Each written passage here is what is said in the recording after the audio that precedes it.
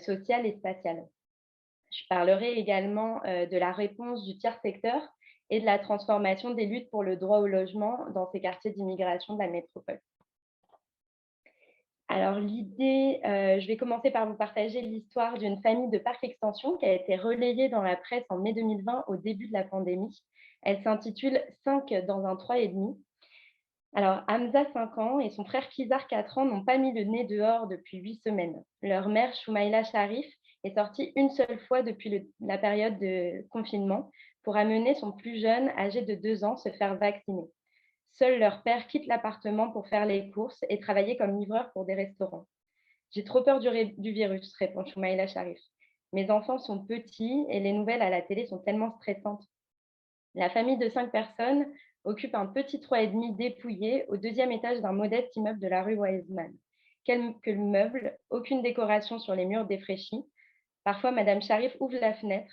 Les enfants sont tout excités de pouvoir sortir leur tête dehors, dit-elle. C'est leur seul contact avec l'extérieur. Dans leur petit bloc de 6 logements, une dame âgée a succombé à la Covid-19 au début de la crise, ce qui a contribué aux craintes de la mère de famille face à la maladie. Ironiquement, ce décès lui permettra d'obtenir l'appartement plus grand de la voisine disparue. Alors, cette situation de logement surpeuplé, sans accès à un espace extérieur privé, elle est assez représentative de celle de nombreuses familles immigrantes à faible revenu à Parc Extension et Saint-Michel. Cependant, on observe que la pandémie et les périodes de confinement successifs ont rendu plus visibles les inégalités de logement au sein de ces quartiers de tremplin de la métropole, alors que l'arrondissement Villeray-Saint-Michel Parc Extension est un des arrondissements les plus touchés par la Covid-19. Alors, qu'est-ce que j'entends par précarisation résidentielle? Pour Pascal Dietrich-Ragon, qui est une sociologue qui travaille sur la pauvreté et l'exclusion, la précarité résidentielle, c'est le fait de souffrir d'une position résidentielle fragilisée. Tout ça qui résulte à la fois de la localisation du logement, de ses caractéristiques matérielles et du statut d'occupation. Donc, de mon côté, je vais vous montrer dans cette présentation comment les transformations récentes des marchés locaux de l'habitat et la pandémie ont renforcé les problèmes de logement des ménages, ce qui mène à cette précarisation résidentielle. Alors, mes cas d'études, j'ai comme espace d'études Parc Extension et Saint-Michel, qui sont deux quartiers péricentraux du centre-nord de Montréal. Ils sont caractérisés par une population majoritaire de travailleurs immigrants à faible revenu, dont ceux dont parlaient Xavier Leloup et Damaris Rose tout à l'heure. Et ils accueillent depuis les années 50 de nombreux nouveaux arrivants, ce qui en fait deux espaces parmi les plus multiculturels de l'île. Ils sont souvent qualifiés de quartiers tremplin par les chercheurs en sciences sociales parce qu'ils sont censés favoriser la mobilité sociale et spatiale des immigrants. En effet, les loyers abordables et le tissu communautaire diversifié, ils permettraient aux nouveaux arrivants de s'installer, d'établir leur premier contact, de trouver leur premier travail.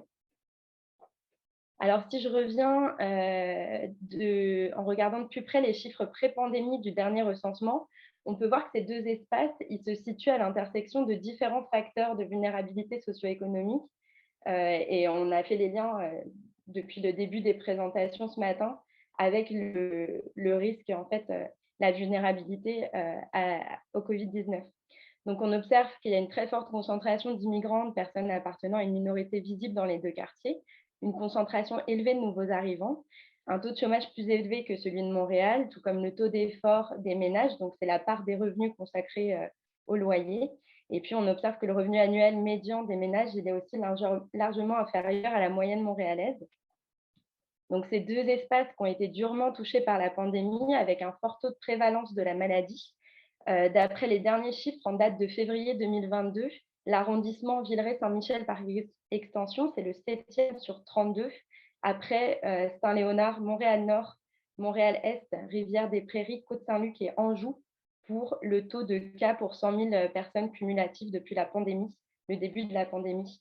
Donc, on arrive à 14 829 cas pour 100 000 habitants. Pour avoir une image aussi globale de la situation du marché du logement pré-pandémie dans ces deux quartiers. Donc là, ici, vous avez des chiffres du dernier recensement de 2016 et les chiffres de la SCHL. On voit que la grande majorité des habitants sont locataires, en particulier les ménages immigrés. Le coût des loyers est plus faible par rapport au reste de l'île. Le parc locatif est largement dégradé, donc on voit qu'il y a des besoins en réparation majeure plus importants que dans le reste de la ville de Montréal. De plus, les unités ne sont pas adaptées à la taille des ménages. À Saint-Michel, c'est environ un ménage sur 7 qui vit dans un logement de taille insuffisante, tandis qu'à Parc Extension, c'est une famille sur 5. Et puis, cet état du parc locatif, il n'est pas compensé par la présence d'unités hors marché. En fait, on voit que le pourcentage de logements sociaux, il est plus faible, alors que la demande est plus forte dans ce type de quartier. Par ailleurs, toujours pour présenter un peu ce qui se passait pré-pandémie, il faut souligner que depuis le début des années 2000, donc avant la pandémie, les deux quartiers font l'objet d'une attention croissante de la part des pouvoirs publics et des promoteurs immobiliers. C'est considéré comme des espaces de plus en plus centraux au sein de la métropole. Et donc, ils subissent des dynamiques de réinvestissement qu'on peut appeler gentrification, qui les font passer d'espaces délaissés à celui de nouvel espace convoité de la métropole, avec le développement de plusieurs grands projets. On peut penser au parc Frédéric Bac et à la cité du Cirque à Saint-Michel et au campus 1000 de l'Université de Montréal au sud du quartier Parc Extension. Ces dynamiques, elles participent à la transformation du marché locatif déjà avant la pandémie, qui est très manifeste en particulier à Parc Extension, avec une hausse générale des loyers dans les deux quartiers, une résidualisation du parc locatif social et privé et des nouvelles stratégies d'investissement des propriétaires au sein du segment insalubre du marché dans les deux quartiers. Donc en fait, alors que les familles immigrantes, elles étaient jusqu'ici confrontées surtout à des marchands de sommeil qui cherchaient à tirer profit de l'exploitation rentière de leurs immeubles, il y a de nouveaux propriétaires qui s'efforcent aujourd'hui de tirer des revenus de la spéculation et de la valorisation de l'immobilier dégradé. Donc, vous avez un peu les chiffres jusqu'au début, en fait, jusqu'avant la pandémie, de 2013 jusqu'en 2019, du loyer moyen et du taux d'inoccupation pour l'arrondissement sur la diapo. Très rapidement, pour la méthodologie, dans ma thèse, je m'appuyais sur 3 techniques d'enquête complémentaires, des entretiens biographiques et une démarche de photo participative qui était menée avec plus de 60 familles immigrantes qui vivaient dans les deux quartiers, logement, marché locatif privé et logement social et communautaire. J'ai fait aussi de l'observation participante pendant près de 3 ans comme bénévole au sein de 2 organismes de défense des droits des locataires, le comité d'action de Parc Extension et le bureau Info-Logement de Saint-Michel. Et aussi, j'ai mobilisé une trentaine d'entretiens semi-directifs avec des professionnels du secteur du logement, donc aussi bien des associations, des bailleurs sociaux, des urbanistes ou des élus locaux. Et pour cette présentation à propos de l'impact de la pandémie, j'ai réalisé un suivi de la presse. J'ai continué de participer aux manifestations des 2 organismes et j'ai repris contact aussi avec quelques familles avec qui j'étais restée assez proche. Alors, très rapidement, pour passer aux résultats, dans cette première partie, je présente comment la pandémie a transformé les enjeux de logement dans les 2 quartiers et comment les ménages ont adapté leur stratégie résidentielle face à ces transformations. Alors, dans un premier temps, on observe que la pandémie, elle a intensifié les mauvaises conditions de logement qui étaient préexistantes et qui étaient signalées par les familles dans mon enquête. Donc, le principal problème évoqué par les familles migrantes et les organismes, c'était l'insalubrité du parc locatif dans les 2 quartiers. Pendant mon enquête, il y avait près de 80% des familles immigrantes qui étaient passées par un logement insalubre au cours de leur trajectoire, donc depuis leur arrivée au Canada. La plupart vivaient des problèmes d'insalubrité cumulés, donc coquerelles, punaises de lit, rongeurs, problèmes de chauffage, moisissures. Et donc, lors des confinements successifs, alors que les familles elles sont appelées à rester à leur domicile, ces conditions de logement insalubres elles sont devenues encore plus insupportables, ce qui a eu des effets sur la santé, notamment la santé physique des enfants. J'avais contact avec une famille qui a des problèmes d'insalubrité qui affectent au niveau de l'asthme des enfants. Donc, c'est sûr que c'était renforcé. En tout cas, la peur des parents était renforcée par rapport à cet élément-là. Et puis, les conséquences sont similaires pour les familles immigrantes qui résident aussi dans un logement trop petit ou surpeuplé. Le confinement, ça a des impacts à la fois en termes de santé mentale, mais aussi en termes d'inégalité sociale. Par exemple, pour les enfants et les jeunes qui n'ont pas accès à un espace d'études dédié. Donc, on voit des différences dans les conditions d'apprentissage. Donc, on voit que ces inégalités de logement, elles se répercutent sur d'autres inégalités sociales. Et puis, on peut citer aussi le manque d'accès aux parcs et aux espaces extérieurs dans des quartiers densément peuplés comme Parc Extension. Par ailleurs, la crise du logement, elle n'a pas été freinée par la pandémie dans ces 2 quartiers. En effet, on note une augmentation très importante des prix des loyers Donc, si on regarde, par exemple, les chiffres de la SCHL, même si c'est des chiffres assez différents du prix véritable du marché, l'augmentation des loyers pour les 2 chambres et 3 chambres à coucher, elle est de plus de 17% entre 2019 et 2020 dans l'arrondissement Villeray-Saint-Michel-Parc Extension. Par ailleurs, nous, avec Violaine Jolivet, Yannick Baumann et Rodolphe Gonzalez de l'Université de Montréal, on a fait une enquête qui va bientôt paraître dans Urban Geography, qui étudie les données extraites de la plateforme Kijiji et qui regarde l'évolution des prix des loyers en fonction de l'arrivée du nouveau campus de l'Université de Montréal, donc au sud du quartier. Et on observe une augmentation des prix des loyers qui est assez forte. Et notamment, quand on regarde la densité des prix des loyers, on voit qu'il y a aussi une nouvelle entrée de logements autour de 1 200 $ dans le quartier Parc Extension, ce qui n'existait pas avant la pandémie. Par ailleurs, si on remarque le taux d'inoccupation a augmenté entre 2020 et 2021, c'est surtout dans les secteurs centraux de Montréal. Pour les petits logements en plus, donc ça ne correspond pas aux besoins des familles dans nos 2 quartiers. Et puis, en fait, on remarque qu'il y a toujours une faible disponibilité des logements abordables. Et puis, toujours sur cette histoire de crise du logement qui est pas freinée par la pandémie, les organismes de défense des droits des locataires, ils notent aussi une hausse des pratiques discriminatoires dans les 2 quartiers. Vous avez une citation ici du bureau Info-Logement de Saint-Michel qui notait déjà ça avant la pandémie, et aussi une augmentation des évictions qui touchent particulièrement les familles immigrantes racisées. En effet, malgré une interdiction des évictions et un gel des augmentations de loyers au Québec lors du premier confinement, donc seulement jusqu'à juillet 2020, les évictions ont repris depuis de plus belle. Et donc, j'ai mis ici un lien vers la carte des évictions qui a été réalisée par le projet de cartographie Parc Extension Anti-Eviction Map et qui est basé sur les données collectées par le CAP auprès des locataires qui venaient pour un problème d'éviction. Et donc, si on regarde un peu les chiffres, même si ce n'est pas représentatif des évictions réelles dans le quartier, mais on voit qu'en 2019, il y avait seulement 17 demandes de soutien. Et en 2020, il y a 33 demandes. 2021, 30 demandes. Donc, on voit une augmentation quand même de ces demandes de soutien pour éviction.